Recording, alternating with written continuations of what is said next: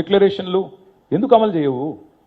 ఎక్కడ పోతున్నాయి డబ్బులని? 4 లక్షల కోట్ల డబ్బులు ఉద్యోగులకు పీఆర్సీ ఇవ్వవు, పెన్షనర్లకు రిటైర్మెంట్ బెనిఫిట్లు ఇవ్వవు, పోనీ మా జర్నలిస్టులకు ఇంటి స్థలాలు ఇవ్వవు.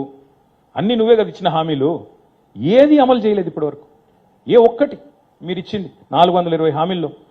ఇవాళ ఈ రోజుకి మీరు చూస్తే అప్పుల పరంగా చూస్తే ఈ ఏడాది లక్ష్యం తెలంగాణ ప్రభుత్వం 55,000 కోట్ల అప్పు, కానీ ఇప్పటికే 78,000 కోట్లు తెచ్చారు. అంటే 23,000 కోట్లు ఎక్స్ట్రా అప్పు తెచ్చారు ఆల్రెడీ. ఇది న్యాయ లెక్కలు కాదు.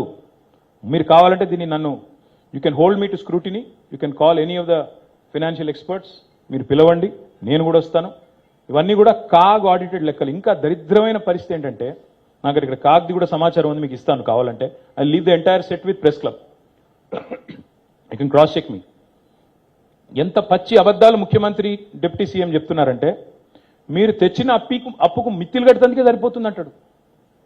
నేను ఎంత కడుతున్నారా అని చెప్పి కాగ్ లెక్కలు తీసిన. నెలకు 2,000 కోట్లకు మించి ఎన్నడూ కట్టలేదు. 2,000, 2,500 కోట్లు యావరేజ్గా.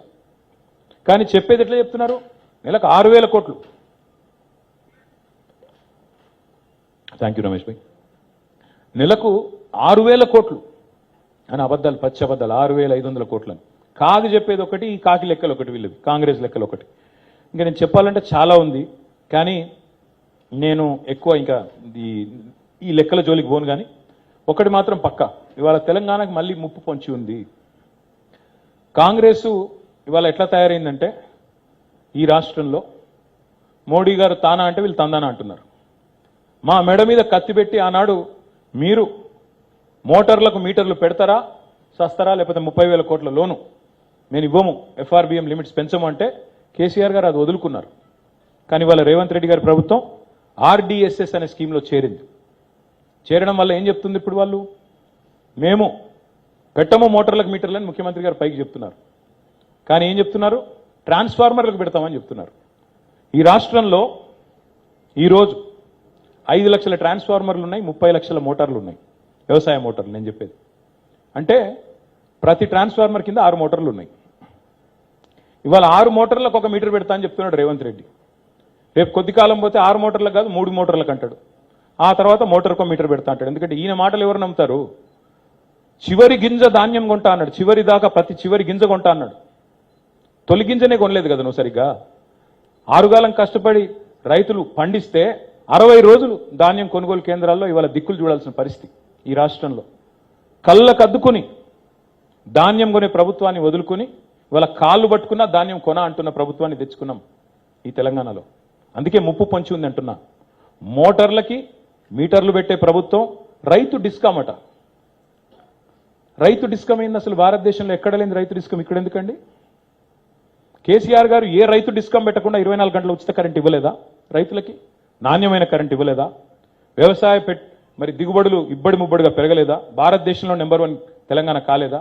మరి మాకు అవసరం లేని, మాకు అక్కరకు రాని రైతు డిస్కమ్ నేను ఎవడడిగాడు? ఏ రైతు దరఖాస్తు ఇచ్చాడు? ఎందుకు పెట్టావు? ఇది రైతుల్లో అనుమానాలు రావా?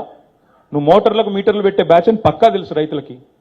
ఎందుకంటే మోడీ గారు ఏమంటే నువ్వు అది చేస్తావు. పైన మోడీ ప్రభుత్వం, ఇక్కడ జోడీ ప్రభుత్వం, ఇద్దరు కలిసే ఉన్నారు, కలిసికట్టుగా నడుస్తున్నారు. అలా అనుమానం కూడా అక్కర్లేదు. 100% నేను చెప్తున్నా, తెలంగాణ రైతులు పారా హుషార్, తస్మాత్ జాగ్రత్త. ఈ దుర్మార్గులు చెప్పింది చేయరు, చేసింది చెప్పరు. చెప్పారు కదా రైతు డిక్లరేషన్లో కౌలు రైతులకు రైతు బంధు ఇస్తానని ఇచ్చిండా? రైతు కూలీలకు ఇందిరమ్మ ఆత్మీయ భరోసా అన్నాడు ఇచ్చిండా? రైతు భరోసా 15,000 ఇస్తానని ఇచ్చిండా? 2 లక్షల రుణమాఫీ చేసిండా? ఏది చేసిండా? నేను మాట నమ్ముతారు మీరు? అందుకే నేను అంటున్నా ముప్పు పొంచే ఉన్నది. నేను మాత్రం ఒకటే చెప్పదలుచుకున్నా చివరికి ముగించే ముందు. మా పార్టీకి మొన్ననే 25 సంవత్సరాల నుండి 26వ సంవత్సరంలో అడుగుపెట్టాం. అట్లాగే తెలంగాణ 12 ఏళ్ళు నుండి 13వ సంవత్సరంలో అడుగుపెట్టింది. ఉర్రూతలూగించిన 14 ఏళ్ల ఉద్యమాన్ని చూశాం. అభివృద్ధి పరవళ్లు తొక్కిన ఒక 9.5 ఏళ్ల అధికార ప్రస్థానాన్ని చూశాం. గత 2.5 సంవత్సరాలుగా ప్రభుత్వాన్ని ప్రశ్నిస్తూ నిలదీస్తూ మరి ప్రతిపక్ష పాత్ర కూడా మీరు చూశారు. ఈ 25 వసంతాలు పూర్తి చేసుకోవడం అంటే మామూలు విషయం కాదు ఒక రాజకీయ పార్టీకి. తెలుగు నేలలో 2 పార్టీలకు మాత్రమే ఆ ఫీటు ఇప్పటికి సాధ్యపడింది. ఒకటి ఎన్టీ రామారావు గారు స్థాపించిన తెలుగుదేశం పార్టీ, ఇప్పుడు 40 ఏళ్ళు నిండింది అనుకుంటా, 42, 43 ఏళ్ళు నిండింది అనుకుంటా.